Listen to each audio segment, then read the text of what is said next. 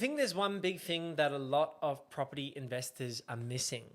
And in this video, we're going to break down that topic and talk through some strategies and ways that you can break through the barrier to achieve the goals that you're looking to achieve. Now, the issue that I want to touch on is economies of scale, or creating a big enough portfolio that you get compounding growth at such a large number. So many people focus on growth rates, which is great. You want to focus on growth rates. You want the highest percentage. Everyone wants 30% a year, but that's not healthy for the Australian real estate market to compound at 30% year on year. The thing I want to focus on today is getting scale. So rather than focusing just on the highest growth rate, if you lean into scale, that's where your property portfolio can compound. Now, say you've got a $5 million property portfolio and it only goes up by 5%. Well, your buddy over here has got a $1 million property investment and that's gone up by 10%. So he's made 100K and you've made 250K. Now, who's better off? Well, in my opinion, they're both technically tax-free, capital gain. They haven't been capital gains taxed because they're unrealized gains.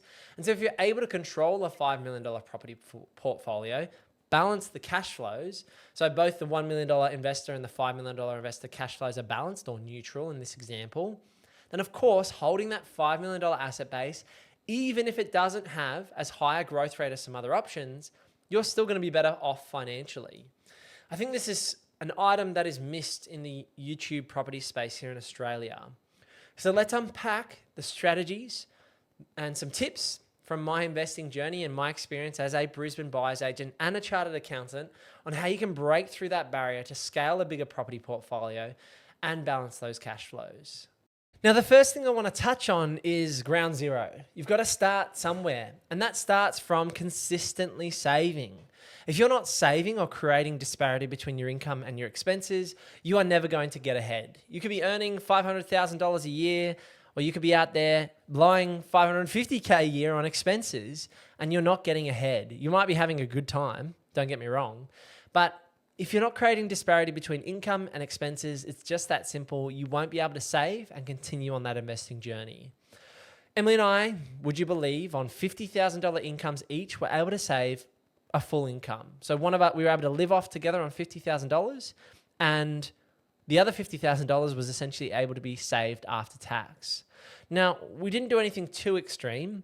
We did live very simply. That was the main thing. And so living simply, the first thing I would say to you is cut down on your living expenses.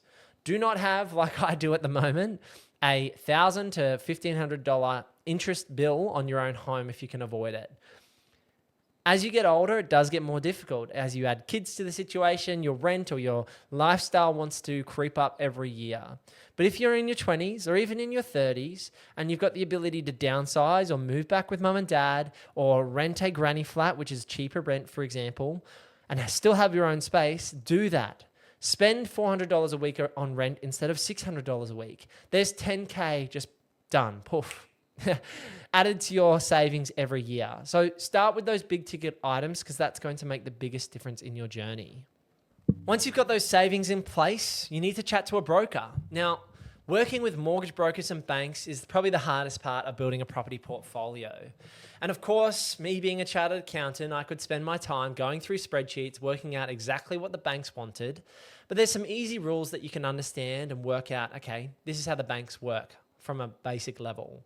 One of the key rules that happens is the 6 debt to income ratio, otherwise known as a DTI.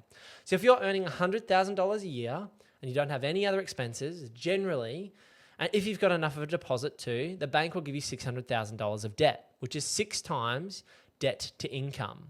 So if you're earning 100K times by 6, that's $600,000 of debt that the bank thinks you can service as a multiple. Now, Emily and I have gotten up to 8 or 9 times multiples. And the way that you do that is you start with the major banks and then you work your way down to mid-tier banks and then higher risk banks, but you're going to have to pay an interest rate premium. You're ideally not starting with a Pepper Money or a Liberty lending out the gate because yes, they might give you more capacity, but they're going to be making you pay 1 to 2% interest rate premium for going with them as a lender. What you want to try and do is get your first property with CBA, which is what Emily and I did, or NAB, or pick any of the big 4 banks. And then once you've got the serviceability and capability, refinance, increase the debt using the serviceability that you've got, pull out that equity and use those funds to buy your next property. Now, if you've got only your own home, this is where you can use debt recycling. So you've got non-deductible debt and deductible debt. And so the non-deductible debt, if you buy your own home for $1 million and you've got $800,000 worth of debt, all of that debt is non-deductible. So what you want to try and do is potentially put money in your offset account rather than actually pay it down straight away. Say build up $100,000 of savings in your offset account. Then you want to go to your broker, and I use Nevada and the team from Cube Home Loans. So have a chat with those guys. The link is in the description below if you want to reach out to Nevada and the team and have an amazing broker that can help you scale a property portfolio. But in this hypothetical scenario, you're going to pay down that debt at one point in time. You don't want to pay it down every week. In my opinion, you should be putting the money into the offset account. And then when you go to refinance, that's when you pay down the non-deductible debt. So you take that $100,000 cash, pay down that $800,000 to $700,000, and then you go back to Nevada, get a bank valuation, say for $1.2 million, and that will allow you to refinance, say up to $1 million of debt. So now you've got your $700,000 of non-deductible debt, and you've got $300,000 in a separate loan as deductible debt. And this is where you can scale the property portfolio. So you've now paid down a bit of non-deductible debt, you've increased your deductible debt, and you've got $700K, which is your own home, and $300K of debt secured to your own home, but it's also giving you $300,000 of cash, which you can then go and use those funds to buy another property.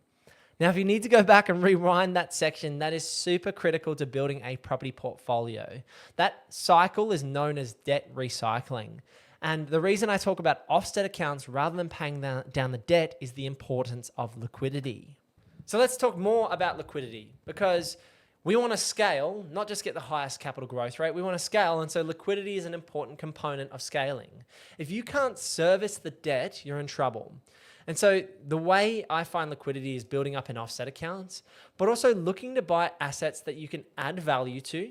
And I like to do cosmetic renovations, as you might have seen on the YouTube channel, and add income by creating a secondary dwelling or converting an asset or buying a unit block like Emily and I did at Coffs Harbour. And so in my property portfolio journey, Emily and I bought 3 blue chip properties. We bought 3 houses, one in Kelvin Grove, one in Everton Park, and one in Greenslopes here in Brisbane in the inner middle ring. Once we were able to scale and we'd hit our serviceability cap, we went back to our broker and our bank and refinanced exactly like I said in that previous example. We increased the debt on each of those properties, another $200,000 to $250,000. And that gave us $700,000 or $800,000 of additional debt, as well as $800,000 of additional cash. We then used that cash to buy the unit block in Coffs Harbour. And that's the secret to scaling. You've got to be able to service the debt, and there's no secrets here. If you can't service the debt, you may need to look at your day job. You may need to look at, place number 1, which is how much money are you taking home? Can you ask for a pay rise? Can you get a bonus? Can you switch jobs every 12 to 24 months to chase the next pay rise? I know some young guys out there in the property space went to the mines when they were 18, 19, and 20 years old, and that's how they scaled the property portfolio, because they're earning $150,000 a year with no uni debt. But yes, you're sacrificing your lifestyle. They sacrificed for a few years, had a really high income, and were able to service 3 or 4 asset purchases in that period of time, or even 2 to 3. And that's how you can get your foot in the door. You don't need to be earning $200,000, $300,000, $400,000 in a year or for lots of years to service those purchases. Something that Emily and I also focused on was growing our day job incomes. And then before we had a baby, making sure we were optimized to make as many property purchases as possible to scale the property portfolio before we went back down to 1 income for a year. And so that was part of that Coffs Harbour purchase. Asa, our eldest son, was born in 2022. And Eli was born in late 2023. So with Asa coming in mid-2022, we bought Coffs Harbour in December 2021. So we were timing it about 5-6 months before our first child. So there's all those tips and tricks, and it's all those 1%ers that are going to help you scale. Now, if you're getting stuck and you want to sit down with someone to help you break that strategy apart, specifically for your situation, and you're looking to buy a property here in the Southeast Queensland market in the next 3 to 6 months, then head over to purposeproperty.com.au to book in a free chat with myself. We'll sit down, talk about your specific situation and how we can help you scale and grow that property portfolio by buying your next property here in the Brisbane market. Now, on top of all this information in scaling, I go through this in a lot more detail in our Invest with Purpose real estate investing course. The idea of the course is to take you on a step-by-step journey on how to scale and grow that multi-million dollar property portfolio. And the idea of talking on this topic of scale and economies of scale and growth is not to just focus on chasing just a percentage growth, because it's great if you can get 10, 12, 15, 25% in a given year for your property that you buy. But people forget about the other side of the equation. It's both sides of the equation. Yes, you want that high percentage growth, but you also want that higher asset value, that $3, $4, $5 million asset base, giving you compounding growth every year. And as you can imagine, that snowballs. If you've got a property portfolio of 5, 7, 10, 15, $20 million, a small percentage of growth will compound year on year after year. And as we know in Brisbane, for example, that long-term growth rates sit around 8%.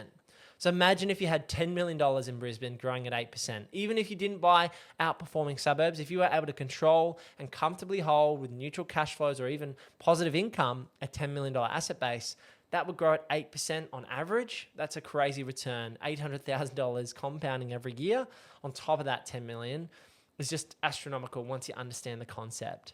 But if you want to dive deeper, head over to purposeproperty.com.au and click on course to pick that up today. I'd love to hear your thoughts. How are you going in terms of scaling your property portfolio? I hear a lot of people getting stuck. So I'd love to hear your comments below. Are you stuck, or what is the issue that you're facing at the moment? And if you're still here, I think YouTube really wants you to watch this video. So make sure you give that one a click. All right, I'll see you in the next one. Peace.